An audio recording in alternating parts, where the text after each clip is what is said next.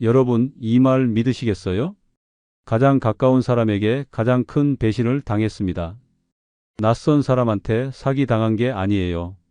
친구한테 배신당한 것도 아니에요. 바로 가족한테 당한 겁니다. 평생 사랑하고 키우고 믿었던 그 가족한테요.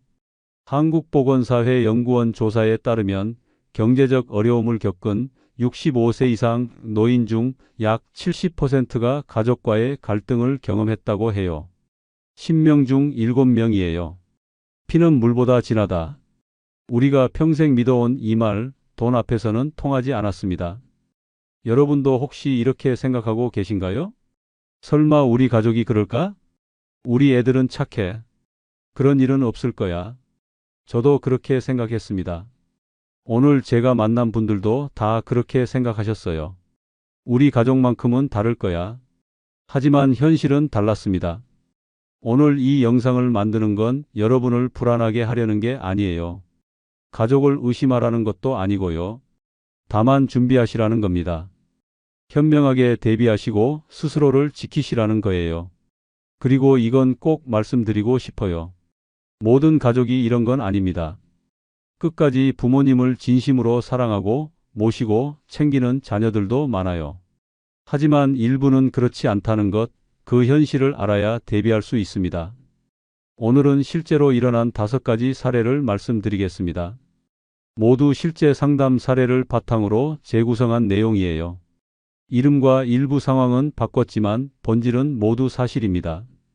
보시는 동안 힘드실 수도 있어요.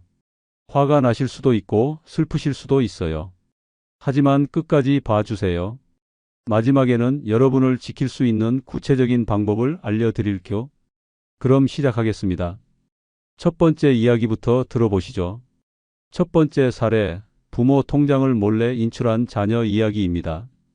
72세 최 여사님이라는 분이 계세요. 남편은 5년 전에 돌아가시고 혼자 사세요.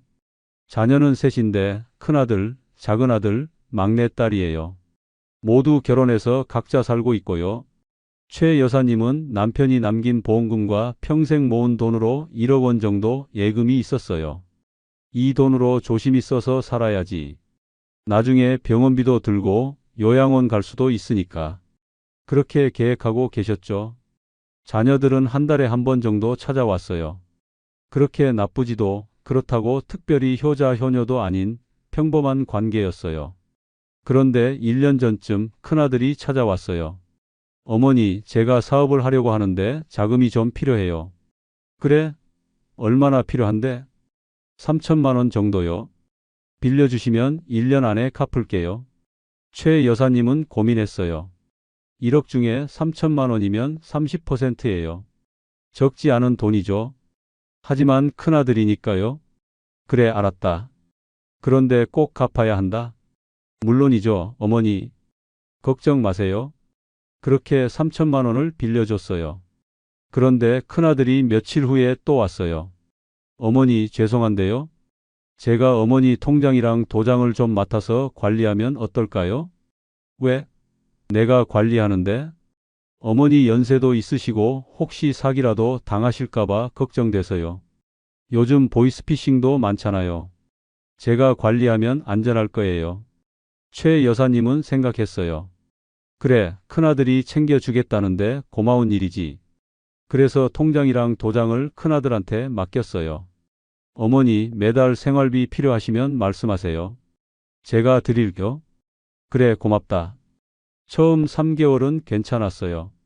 큰아들이 한 달에 한 번씩 100만 원씩 갖다 드렸어요. 그런데 4개월째부터 뭔가 이상했어요. 은행에서 문자가 왔어요. 계좌에서 3천만 원이 출금되었습니다. 어? 내가 돈 뺀 적 없는데? 최 여사님이 큰아들한테 전화했어요. 야, 통장에서 3천만 원 빠진 게 뭐야? 아, 그거요? 제 사업 자금으로 좀 더 필요해서 빌렸어요. 곧 갚을게요. 야, 그래도 미리 말을 해야지. 죄송해요, 어머니. 급해서 그랬어요.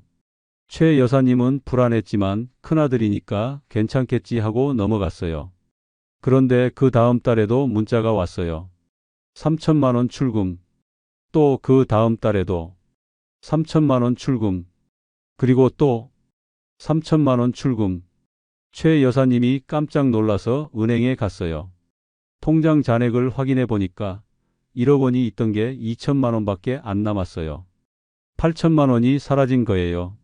처음 빌려준 3천만 원, 그리고 그 후로 4번 더 인출된 3천만 원씩 총 1억 5천만 원이 나간 건데 원래 1억이었으니까 마이너스 5천만 원. 아니, 계산이 안 맞네요? 은행 직원이 확인해 보니까 이자와 다른 입금까지 합쳐서 1억 2천만 원 정도가 있었는데 그게 다 빠진 거였어요. 최 여사님은 너무 놀라서 큰아들한테 전화했어요. 야, 너 이게 뭐야? 돈이 다 어디 갔어? 어머니, 진정하세요. 제가 사업 자금으로 썼어요. 곧 갚을게요. 곧 갚는다고? 1억이 넘는 돈을 언제 갚을 건데? 어머니, 제 사업이 잘 되면 갚을 수 있어요. 조금만 기다려 주세요. 너 지금 나한테 허락도 안 받고 몰래 뺀 거잖아. 허락 받으려고 했는데 어머니가 안 주실 것 같아서. 죄송해요. 최 여사님은 너무 분하고 억울했어요. 작은 아들과 막내딸한테도 이 이야기를 했어요. 그랬더니 작은 아들이 화를 냈어요. 형이 뭐 하는 짓이야? 어머니 돈을 몰래 가져가다니. 막내딸도 울면서 말했어요. 오빠, 어떻게 그럴 수 있어요? 그게 어머니 노후 자금인데? 그런데 큰아들은 이렇게 말했어요. 내가 나쁜 짓 한 거 아니야. 나는 빌린 거야. 갚을 거라고. 그리고 어차피 어머니 돌아가시면 우리가 상속받을 돈이잖아. 내가 미리 쓴 것뿐이야. 이 말에 최 여사님은 정말 충격을 받았어요. 내가 살아있는데 벌써 내 재산을 자기 거라고 생각하는구나. 결국 가족 회의를 했어요. 작은 아들과 막내딸은 형한테 법적으로 대응해야 한다고 주장했어요. 하지만 최 여사님은 고민했어요. 큰아들을 경찰에 고소한다고? 그럼 우리 가족은 어떻게 되는 거지?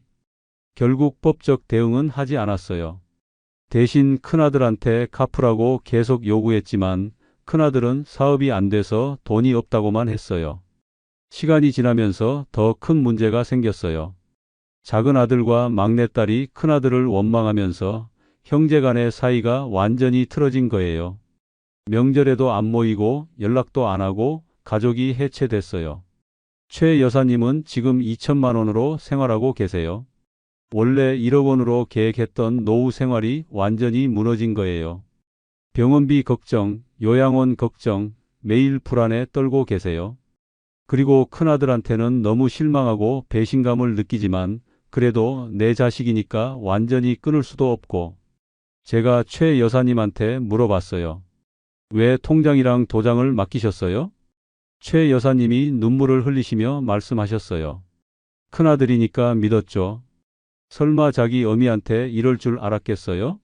보이스피싱 당할까봐 걱정된다고 하길래 고맙다고 생각했어요. 근데 진짜 도둑은 밖에 있는 게 아니라 안에 있었네요. 이 사례에서 배워야 할 게 뭘까요? 첫째, 절대로 통장과 도장을 자녀한테 맡기지 마세요.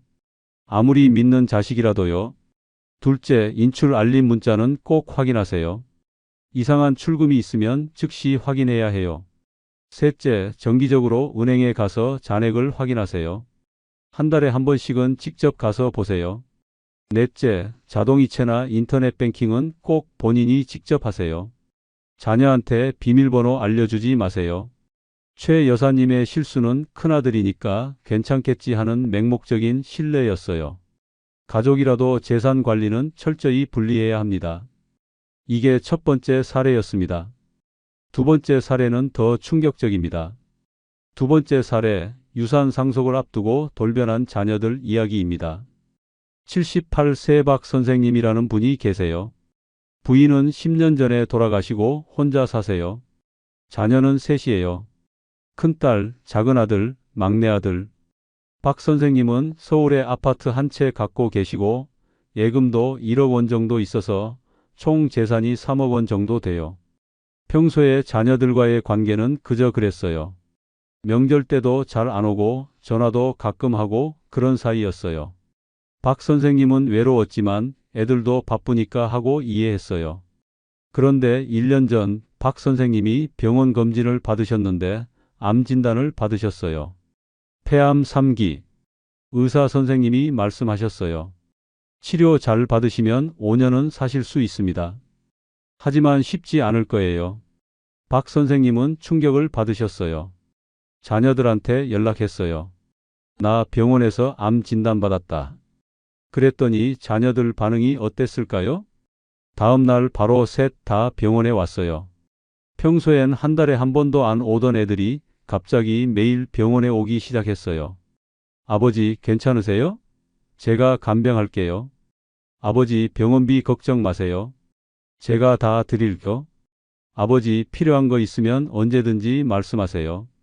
박 선생님은 감동했어요. 우리 애들이 이렇게 효자 효녀였구나. 내가 몰랐네. 그런데 며칠 지나니까 이상한 일들이 생기기 시작했어요. 큰딸이 병실에서 이렇게 물었어요. 아버지 재산은 어떻게 되는 거예요? 뭐? 아니, 만약에요. 만약에 아버지가. 그러시면 재산은 어떻게 하실 건가 궁금해서요. 박 선생님은 당황했어요. 야, 나 아직 살아있는데 무슨 소리야? 아이고, 그게 아니라. 미리 알아두면 좋잖아요. 유언장 같은 거 쓰실 거예요? 작은 아들도 거들었어요. 아버지, 저희도 알아야 준비를 하죠. 집은 어떻게 하실 건데요? 팔 거예요? 아니면 누구 명의로 할 거예요? 막내 아들도 말했어요. 형, 누나, 그런 이야기는 나중에 하자. 아버지 지금 편찮으신데? 하지만 속마음은 달랐어요. 병실 밖에서 셋이 모여서 이런 대화를 나눴어요. 아버지 재산 3억인데 셋이서 나누면 1인당 1억씩이네. 그런데 내가 제일 많이 모셨으니까 나는 더 받아야 하는 거 아니야? 뭔 소리야? 나도 지금 매일 병원 오잖아. 나도 효도하는 거야. 박 선생님이 이 소리를 다 들으셨어요. 병실 문이 열려 있었거든요. 그 순간 박 선생님은 깨달았어요.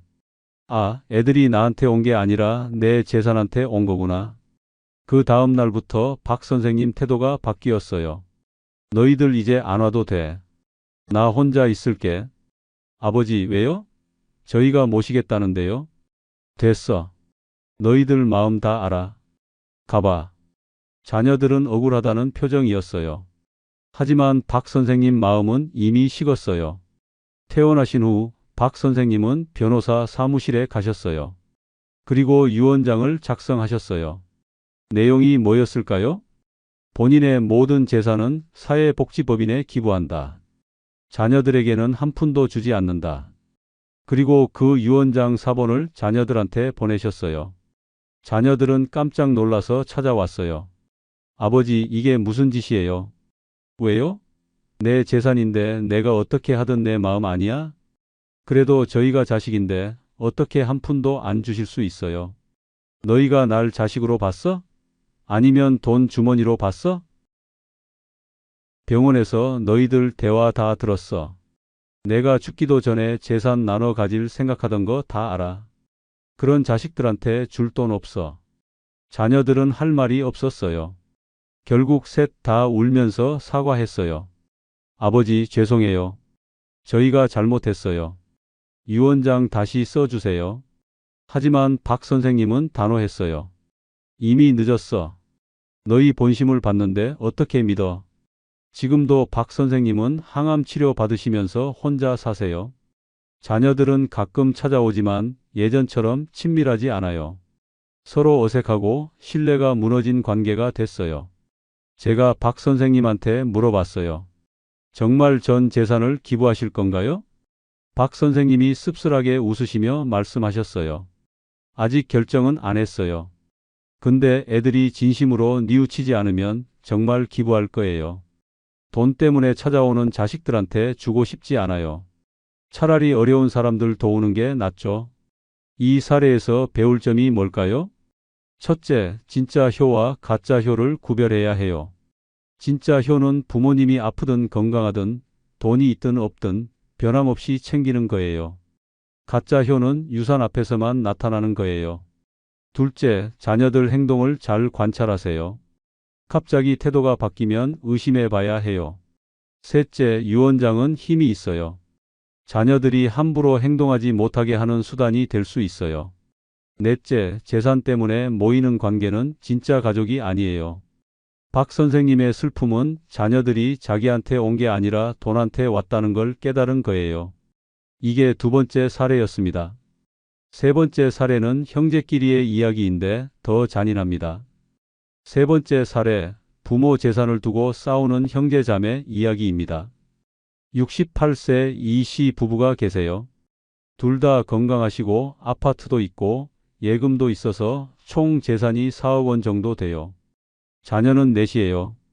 큰딸, 큰아들, 작은딸, 작은아들. 모두 결혼해서 각자 잘 살고 있어요. 이씨 부부는 행복했어요. 자식들 다 잘 커져서 고맙다. 우리도 건강하고 재산도 있으니 노후 걱정 없다. 그런데 3년 전 큰딸이 이런 제안을 했어요. 아버지, 어머니, 이제 연세도 있으시니까 저희 집에서 같이 살까요? 제가 모시겠어요. 이씨 부부는 고민했어요. 혼자 사는 것도 외롭긴 한데 애들 집에 가서 살면 불편할 것 같기도 하고. 하지만 큰딸이 계속 권유했어요. 아버지, 어머니, 저 정말 모시고 싶어요. 제 집이 넓거든요. 방도 따로 드릴 거. 결국 이씨 부부는 큰딸네 집으로 이사 갔어요. 처음에는 좋았어요. 큰딸이 잘 챙겨줬고 외롭지도 않았어요. 그런데 6개월쯤 지나니까 큰딸이 이렇게 말했어요. 아버지, 부모님 통장이랑 인감도장 제가 관리해 드릴까요? 필요할 때마다 제가 찾아 드릴게요. 왜? 아버지 연세도 있으시고 제가 곁에 있으니까 제가 관리하는 게 편하잖아요. 이 씨는 망설였지만 큰딸이 매일 같이 사니까 거절하기 어려웠어요. 그래서 통장이랑 도장을 큰딸한테 맡겼어요. 그런데 이 소식을 들은 다른 자녀들이 난리가 났어요. 큰아들이 전화했어요. 아버지, 누나가 부모님 재산 관리한다고요? 그럼 나중에 누나가 혼자 다 가져가는 거 아니에요? 무슨 소리야? 누나가 그럴 리 없어. 아버지는 모르세요? 누나가 부모님 모신다고 해서 같이 산 거 사실은 재산 때문인 거예요. 야, 그런 소리 하지 마. 작은 딸도 찾아와서 말했어요. 아버지, 언니가 부모님 통장까지 관리한다면서요? 그럼 우리는 뭐예요? 나중에 상속 때 언니가 자기 맘대로 하는 거 아니에요? 작은 아들도 똑같이 말했어요. 결국 자녀 넷이 모여서 회의를 했어요. 이 씨 부부 앞에서요. 큰아들이 말했어요. 아버지, 어머니, 부모님 재산을 지금 미리 나눠주시면 안 될까요? 뭐? 나중에 돌아가시고 나서 상속받으면 세금도 많이 나오고 형제들끼리 싸울 수도 있잖아요. 지금 미리 증여받으면 좋을 것 같아요. 작은 딸도 거들었어요. 맞아요. 그리고 언니만 부모님 모신다고 재산 더 받는 건 불공평해요. 우리도 부모님 챙기는데요. 큰딸이 화를 냈어요. 뭐? 너희가 언제 챙겼어?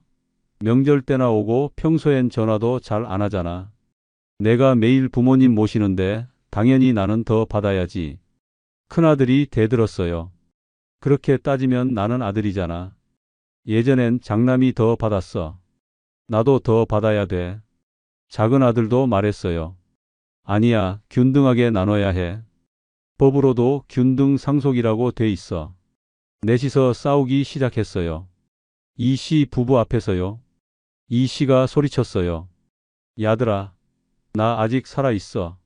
내가 죽지도 않았는데 무슨 재산 나누는 소리야? 하지만 자녀들은 멈추지 않았어요. 아버지, 그래도 미리 정해두는 게 좋잖아요. 우리끼리 나중에 싸우는 것보다 지금 정하는 게 나아요. 이 씨는 너무 화가 났어요.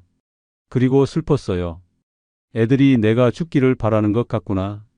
그날 이후로 이 씨 부부는 큰딸네 집에서 나왔어요. 다시 혼자 살기로 했어요. 그리고 자녀들한테 이렇게 선언했어요. 너희들 재산 이야기는 내가 죽고 나서 해라. 내가 살아있을 땐 그런 소리 하지 마.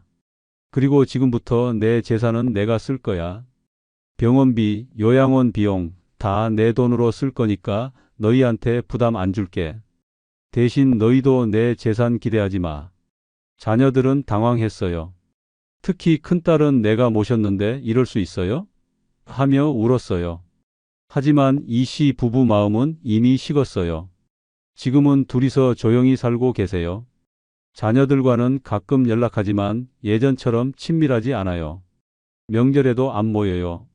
제가 이 씨한테 물어봤어요. 자녀분들과 관계 회복하실 생각은 없으세요? 이 씨가 고개를 저으시며 말씀하셨어요.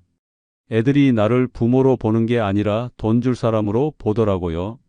내가 살아있는데 벌써 내 재산을 나눠 가질 생각을 하다니. 그런 모습 보고 나니까 정이 다 떨어졌어요. 이 사례에서 배울 점이 뭘까요?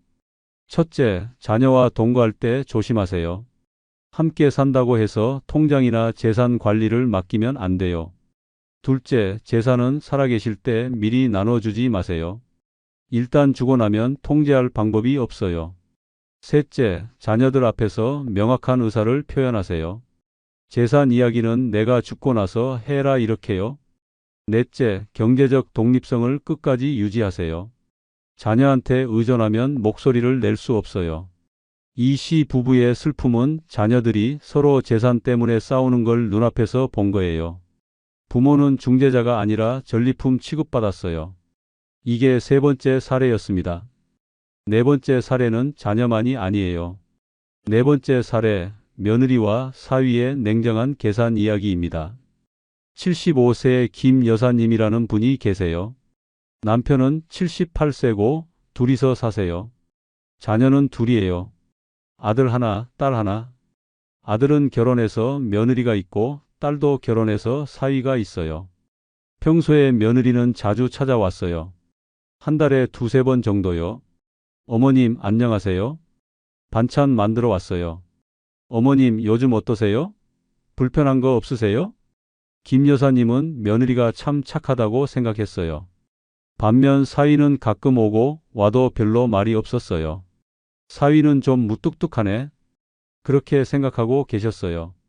그런데 6개월 전 김 여사님이 집에서 넘어지셨어요.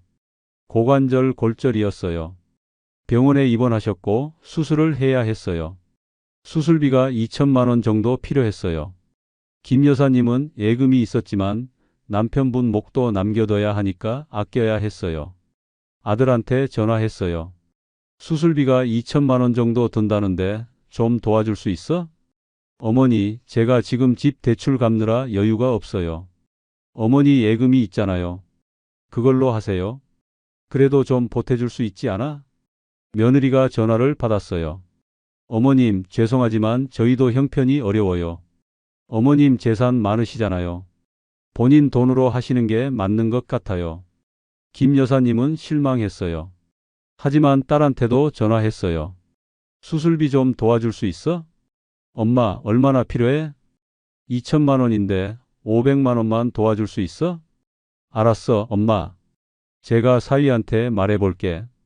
다음 날 사위가 병원에 왔어요. 어머님, 제가 1,000만 원 빌려드릴게요. 나중에 여유 있으실 때 갚으시면 돼요. 김 여사님은 감동했어요. 사위가 이렇게 좋은 사람이었구나.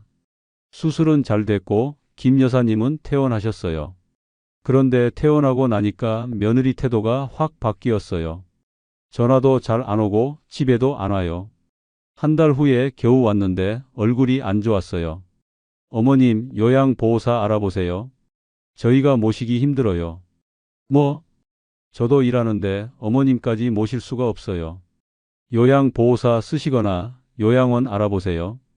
김 여사님은 너무 섭섭했어요. 평소에 잘해주더니 내가 아프니까 이제 짐이 된 거구나. 아들한테 전화했어요. 내 마누라가 날 요양원 보내래. 어머니 죄송해요. 근데 저희도 사정이 어려워서. 결국 김 여사님은 딸네 집으로 갔어요. 딸과 사위가 받아줬거든요. 처음 한 달은 괜찮았어요. 그런데 두 달째부터 사위 표정이 안 좋았어요. 여보, 장모님이 언제까지 계실 거야? 응? 좀 더 계셔야지. 아직 거동이 불편하신데? 근데 우리도 불편해. 그리고 장모님 치료비도 계속 드는데 우리가 언제까지 부담해야 돼? 딸이 난처해 했어요. 그래도 우리 엄마인데? 나도 알아. 근데 형편이 안 돼. 장모님 재산 있으시잖아.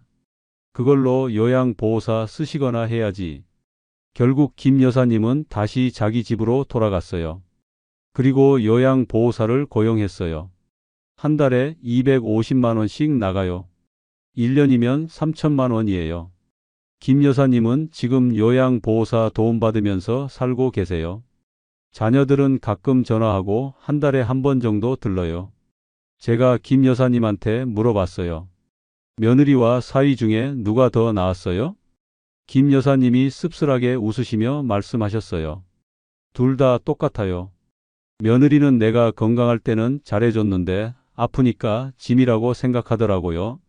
사위는 돈은 빌려줬지만 부담스러워하는 게 보이더라고요. 결국 혈연이든 인척이든 부담되면 다 똑같아요. 이 사례에서 배울 점이 뭘까요? 첫째, 며느리나 사위한테 기대하지 마세요. 법적으로 부양 의무가 없어요. 둘째, 자녀 배우자는 결국 자기 가족을 먼저 생각해요. 그게 당연한 거예요. 셋째, 노후 돌봄 비용은 미리 준비해야 해요. 요양보호사, 요양원 이런 비용을 미리 계산해서 모아두세요. 넷째, 건강할 때의 관계와 아플 때의 관계는 달라요.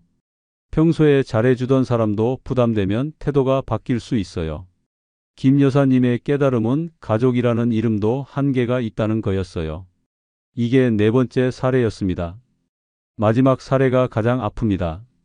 다섯 번째 사례, 노년의 재혼을 반대하는 자녀들 이야기입니다. 71세 정 선생님이라는 분이 계세요. 부인은 5년 전에 돌아가셨어요. 자녀는 둘인데 아들과 딸이에요. 둘 다 결혼해서 잘 살고 있어요. 정 선생님은 5년 동안 정말 외로웠어요. 혼자 밥 먹고 혼자 TV 보고 말할 사람도 없고 우울증까지 왔어요.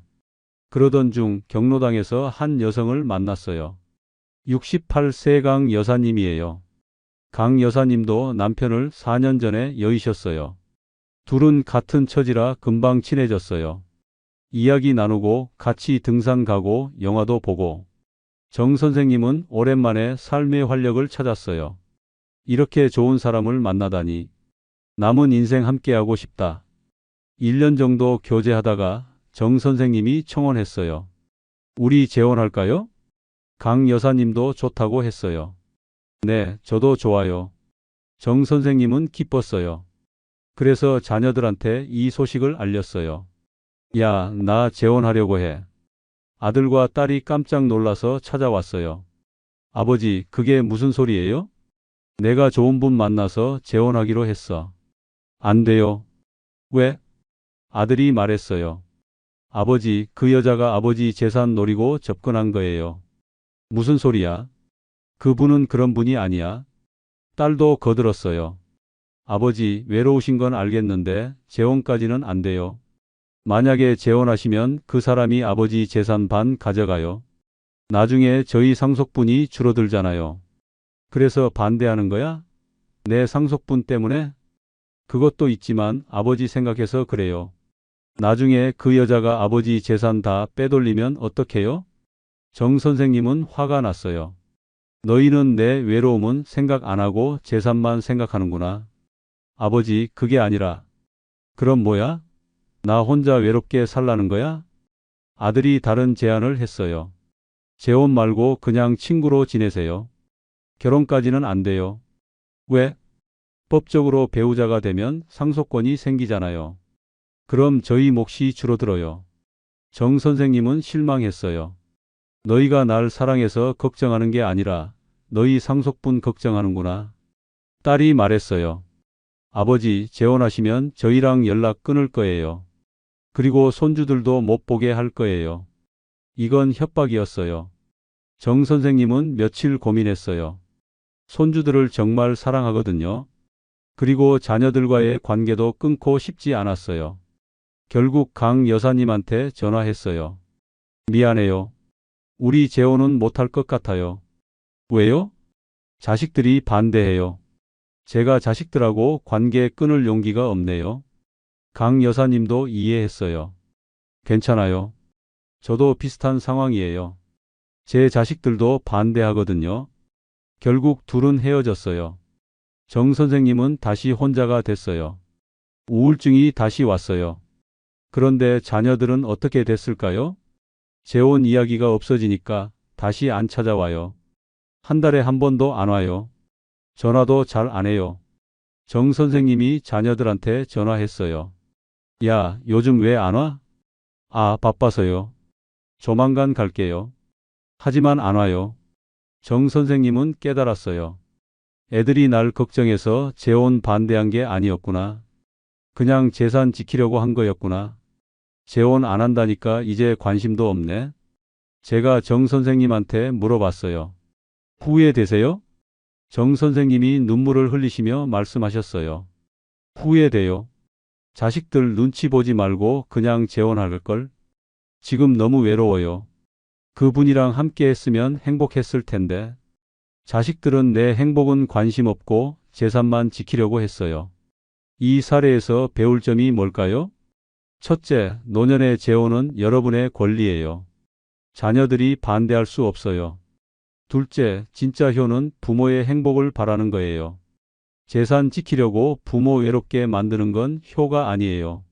셋째, 법적으로 배우자 상속분은 자녀와 똑같아요. 자녀들이 걱정하는 건 이해하지만 여러분 인생이 먼저예요. 넷째, 감정적 필요도 중요해요. 돈만 있다고 행복한 게 아니에요. 사랑하는 사람과 함께하는 게 더 중요해요. 정 선생님의 비극은 자녀들 눈치 보느라 자기 행복을 포기한 거예요. 이게 5번째 사례였습니다. 자, 여기까지 5가지 사례를 다 살펴봤습니다. 정말 힘든 이야기들이었죠? 마음이 많이 아프셨을 거예요. 다시 한번 정리해 볼게요. 첫 번째, 자녀가 부모 통장을 몰래 인출한 경우. 두 번째, 유산 상속 앞두고 돌변한 자녀들. 세 번째, 부모 재산을 두고 싸우는 형제자매. 네 번째, 며느리와 사위의 냉정한 계산. 다섯 번째, 재혼 반대하는 자녀들의 본심. 이 5사례의 공통점이 뭘까요? 첫째, 돈이 있을 때는 안 보이던 본심이 드러났어요. 평소엔 다 착하고 효자 효녀였는데 돈 문제가 생기니까 본색이 나왔어요. 둘째, 경제적 위기 시 가족의 진실이 드러났어요. 부모가 건강하고 여유 있을 땐 괜찮았는데 아프거나 돈이 필요해지니까 태도가 바뀌었어요. 셋째, 가족이라는 이름으로 착취가 일어났어요. 가족이니까 당연하다는 말로 부모 재산을 함부로 대했어요. 넷째, 효와 계산의 경계가 무너졌어요. 진짜 효는 부모를 사랑하는 거지만 이 사례들에서는 재산을 계산하는 모습이었어요. 그럼 우리는 어떻게 해야 할까요? 가족 관계를 지키면서도 스스로를 보호하는 방법을 알려드릴게요. 가족 관계 지키는 실전 수칙 10가지입니다. 수칙 1. 재산은 절대 미리 주지 마세요. 생전 증여하면 세금 아낀다는 말에 속지 마세요. 일단 주고 나면 통제할 방법이 없어요. 수칙 2. 통장과 도장은 절대 자녀한테 맡기지 마세요. 아무리 믿는 자식이라도요. 보관해 드릴 게요는 위험 신호예요. 수칙 3. 정기적으로 자산을 점검하세요. 한 달에 한 번은 은행 가서 잔액 확인하세요. 인출 내역도 꼼꼼히 보세요. 수칙 4. 유언장을 작성하고 자녀들한테 알리세요. 내 재산은 이렇게 분배할 거다 명확히 하면 자녀들이 함부로 못해요. 수칙 5. 경제적 독립성을 끝까지 유지하세요. 자녀한테 경제적으로 의존하면 목소리를 낼 수 없어요. 수칙 6. 비밀번호는 절대 알려주지 마세요. 인터넷 뱅킹, 폰뱅킹 모든 비밀번호는 본인만 알아야 해요. 수칙 7. 고액 거래는 반드시 가족 회의를 거치세요. 1,000만 원 이상 쓸 일 있으면 자녀들한테 알리고 상의하세요. 수칙 8. 자녀 사이를 차별하지 마세요. 한 자녀한테만 재산 관리 맡기면 다른 자녀들이 의심해요. 수칙 9. 정기적으로 자녀들과 대화하세요. 너희한테 부담 안 줄게. 내 노후는 내가 책임질게 이렇게 말하세요. 수칙 10. 필요하면 전문가 도움 받으세요. 변호사, 재무설계사 이런 분들한테 상담 받으세요. 그리고 진짜 가족과 가짜 가족을 구별하는 법을 알려드릴게요. 진짜 가족은 이래요. 여러분이 돈이 있든 없든 건강하든 아프든 변함없이 찾아와요. 재산 이야기 안 해요. 여러분의 행복을 진심으로 바라요. 부담스러워도 끝까지 함께해요. 가짜 가족은 이래요. 여러분한테 돈이 있을 때만 관심 보여요.